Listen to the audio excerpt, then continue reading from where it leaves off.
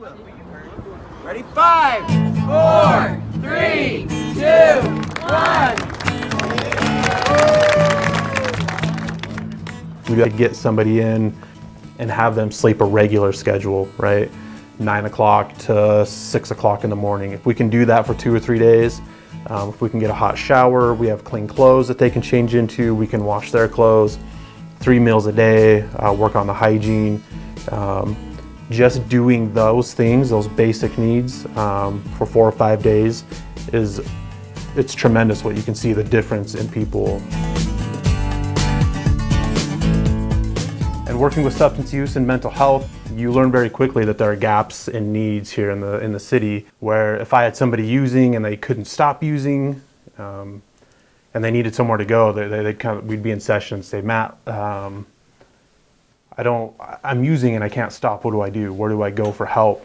And the answer up until we open has been, well, you can go to jail, you can call your PO, you can try the ER, but that was really about it. Community mental health can only do so much when they work 8 to 5, which is what I did before this. You know, we could only do so much. And if somebody called the crisis line, you know, are you feeling suicidal? Are you going to hurt yourself? Then go to the ER. And that was really the only option.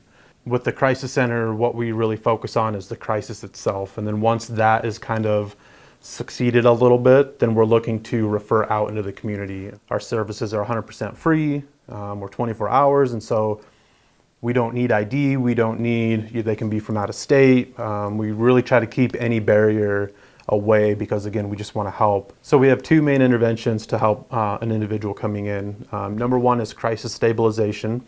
And so that's just meeting basic needs. Part of that crisis stabilization is just to get somebody in and have them sleep a regular schedule, 3 meals a day. Just doing those things, those basic needs for 4 or 5 days it's tremendous what you can see the difference in people. And then we can switch to our second intervention, which is case management. We have case managers here from 7 a.m. to 9 p.m. and it's their job then to kind of build that story. You know, who is this person? Where do they come from? What are the issues and where do we need to get them? You do have to be medically stable. We do have medical professionals on site 24 hours a day to assess to make sure that while you're here, nothing major is going to happen medically. If we feel like that is an issue, we will work with that individual and get them up to the hospital. We have the free clinic right next door. We have Health West is a block away. And what we would do is we would send somebody to one of those clinics to get them medically stable, and then we would want them right back. We have 20 beds, we have food, showers, anything that we can do. We have 3 staff that are on 24 hours a day.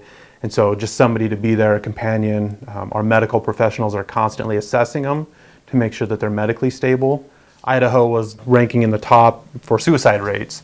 And then just within Idaho, Bannock County was top in Idaho. And so we're facing some of the highest suicide rates in the country. And so having one option for them to seek help is not enough. And so having a crisis center where they can come in at any time with little to no barriers on what it takes to get in. There's no cost to it. There's no extensive screening process. I mean, it's just come in and receive help. Anybody that comes into the center is here because they want to. So that is such a key point in substance use and mental health.